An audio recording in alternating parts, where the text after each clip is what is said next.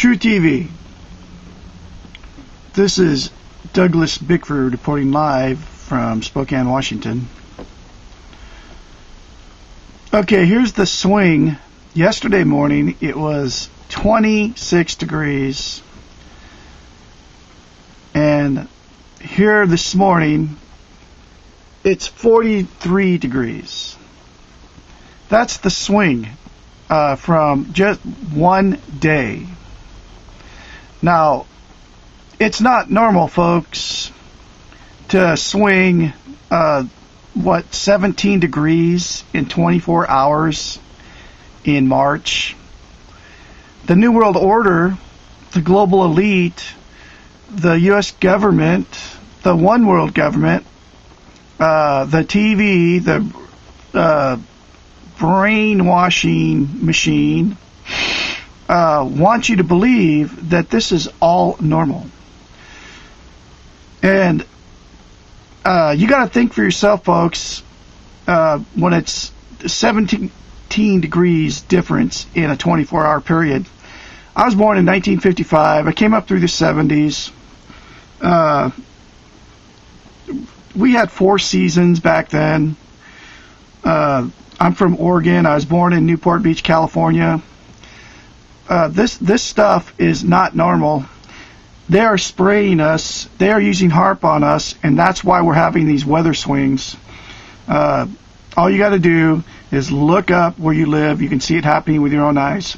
Now, this is part 3 of why in the world are they spraying, and you got to watch it. You got to spread it. You got to send it to your friends.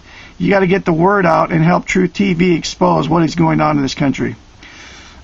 This is Douglas Bickford reporting live from Spokane, Washington on the 20th of March 2013. I'll have more later for you. Please share this video. Thank you. The global studies indicate there will be some impact on precipitation patterns, and obviously there's a lot more opportunity for work in that area.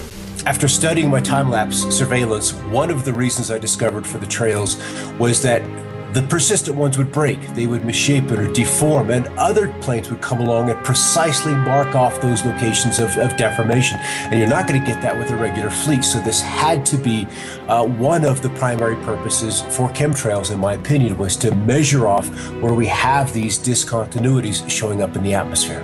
And in doing these actions and discovering those zones where there's different energies in the atmosphere, I think that plays very closely into their weather engineering programs of mark, surveil, and then that data goes into a weather model that they can then use to forecast or, once again, engineer the weather to their designs. But you can also influence what happens locally with the atmosphere by painting the materials that these aerosols are made of with different kinds of radio frequency or RF energy, radar, microwave, the HAARP system.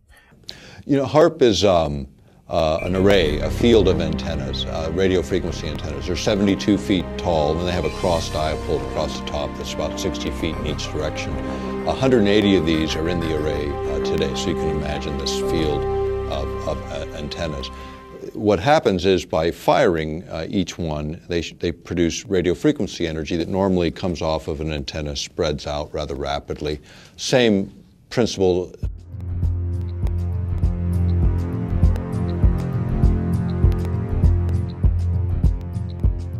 Principles in physics would be like a flashlight shining on a wall. You know, you start with a narrow beam, and by the time you hit the wall, you've got a wide beam. The idea with HAARP is to get it to focus or concentrate that radio frequency energy so it doesn't spread out, so you can hold it tighter together and then manipulate it in very specific ways. Weather control is a broad topic, so there's lots of ways to control and manipulate weather. HAARP is one of them, because you also have private sector companies getting into this business of weather modification. In the case of HAARP, do you need, people always ask me, do you need particulates to burst in the atmosphere to make more effective? You actually don't. Would it make things more possible? Could you enhance certain effects? Probably so. Could you control energy distributions more efficiently? Probably so, because you're putting in conductors, or you're putting in reflectors, you're putting in particulate material. If you've ever experienced a hailstorm and you've picked up one of the hailstones and you slice it open with a razor blade, you'll see that it's layer upon layer upon layer of ice. Now, hail is usually formed where you have a low pressure system where there's a tremendous updraft of air. When the air gets warmed up by the sunlight ahead of the storm, the air rises, it takes the moisture that's in the air up to a higher altitude where it's much colder. The moisture begins to condense into water droplets, but the updraft is so powerful that the water is carried to extreme altitudes where it freezes. And it begins to fall, and as it falls, it starts to be caught up in the updraft again, so it's circulated up into the air again, and so each time it's lofted up into the atmosphere, more of the moisture that is condensing on the outside of this nuclei of ice begins to form another layer, and each time it's caught back in the updraft, it goes up again and it gets another layer of ice. And so if you have a system like HARP working in conjunction with aerosols, chemtrails that are spraying in the air, you can actually create updrafts that are so powerful that you can have these hailstone circulation patterns going over and over again, where you get hailstones the size of baseballs or even softballs.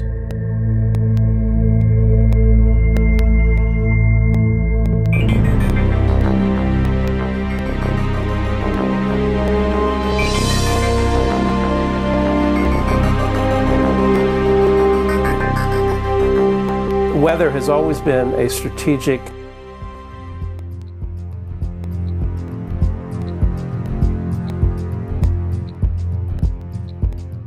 desire to control by the generals, whether it was Napoleon marching towards Moscow, or Hitler in his Russian campaign, or our own Pacific Fleet trying to understand typhoons and use them for our strategic advantage. War and weather are very closely connected.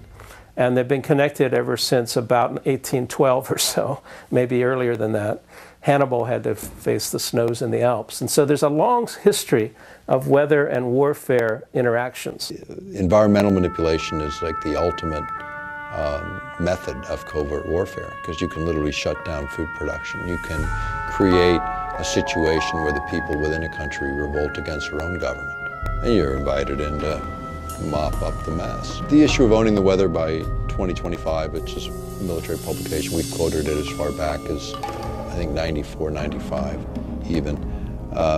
But you go back to these earlier reports and you look at sort of what was the objective, and the objective is exactly that: control the battlefield environment. Environmental factors give you an absolute advantage. If you can weaken your adversary before you have to fire the first bullet, maybe you even win the war. Whether it's incredibly historic sandstorms when we're invading Iraq, or you want to drought out or flood out a dictator that you're not happy with, or obscure a beach when there's a landing, or if you just want to make money on the futures market. Owning the weather by 2025, using the weather as a force multiplier. And this kind of goes back to what I was saying before about if you can control where a weather system goes and how much or how severe the weather system is, then you can do other things like you may have heard more recently that many of the aircraft that we've been developing are what they call all-weather capable, which means that they can fly in any kind of weather. They can shoot and target the enemy under really nasty weather circumstances. And these are all things that you can use to your advantage if you happen to be controlling the weather also, because you can have a terrible storm front come in and make it difficult, if not impossible, for the enemy to operate on the ground or to fly their aircraft if they don't have aircraft that are as sophisticated as the ones that you have. And so by creating or using the weather as a force multiplier, as the title implies, that you can achieve an advantage over an enemy force that gives you the upper hand. One of the ideals of the Air Force is to have this all-weather Air Force, or to have their pilots coming back safely and using the weather as a salient against the enemy and clearing out their own airports from, say, from ice fogs or from bad weather. And so if the idea here is that if we can fly and they can't, that's a great military advantage. There was also research studies on hurricanes that The scientists were truly curious about the behavior of hurricanes, but their military patrons were very interested in how to steer them or direct them in certain ways, almost as a guided weapon. This jet stream that's moving across, and it shoots 50 miles north and then 75 miles east and then drops back south again and then kind of goes on its way. And they attributed that little dog leg in the jet stream in Alaska to swinging storm systems out of central Texas into central Florida, where they deposit a couple of tornadoes in the middle of Orlando that were like really rare to see in that part of the country. And so people remember that event and they remember that situation.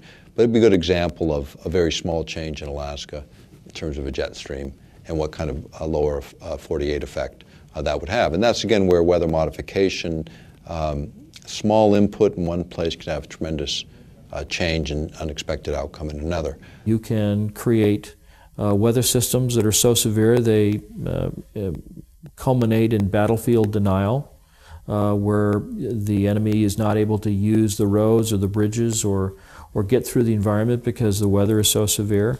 And you can use the weather to destroy his crops, deny him a food source, destabilize his population because people get hungry. When they're hungry, they get angry and nasty and they don't like what's happening.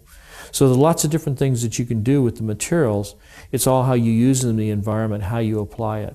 One of the biggest concerns of early cloud seeding, weather control activities by the General Electric Corporation came from their lawyers, who thought that the corporation was totally vulnerable to lawsuits, because if they started to make fair or foul weather, the people down below in Massachusetts or downwind of Schenectady could institute massive lawsuits that could put GE out of business.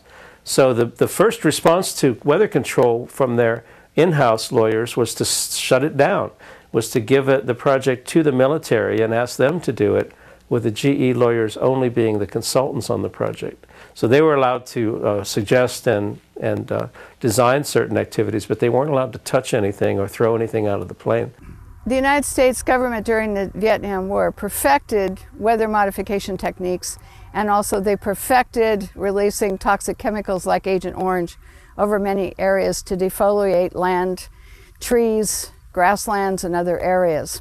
But this is technology that does come up, and it comes up when you see that the technology advanced far enough to where the practicality of utilizing it in the battlefield environment and the temptation by administrations. I mean, the best covert war is using the environment itself against your adversary. It was a military moment, and it was actually from pretty recent history. And this was the U.S. military thinking that they might be able to control the monsoon over Vietnam during that conflict. And so only a handful of top-level military advisors and the president were informed that they were going to try to make it rain over the Ho Chi Minh Trail and try to have some military advantage by doing this kind of intervention. When you start talking about manipulating the environment, we have treaties that go back to the mid-70s that forbid this, number one, as weapons of war. So the perfection of weather modification took place, but it became apparent that using weather modification for wartime purposes was not acceptable to the United States government and other nations of the world. So therefore, the NMOD Treaty came into being and was signed by the United States government after passing Congress. The reason it was signed and implemented was because it would ban warfare, weather modification techniques and use during times of war. Almost all of our treaties that we've signed, including the non-proliferation, counter-proliferation treaties, chemical treaties, the ones that were signed recently, last few years, back maybe a decade now, I guess time goes. But they had domestic exemptions, and so does the environmental treaty, where you can do whatever you want in your own territorial boundaries. I mean, you start manipulating weather in one part of the planet, it doesn't look on the ground and say, oh yeah, wait, this is the boundary of a political boundary. It fails to recognize those. So you start to talk about geophysics and manipulating the planet itself. Then it's a question of those kinds of exemptions shouldn't even be allowed. Meteorology and the military have a very long history, as I said, and it goes into the strategic advantage that multiplies your traditional force, that is your armament, into using nature to your advantage as well.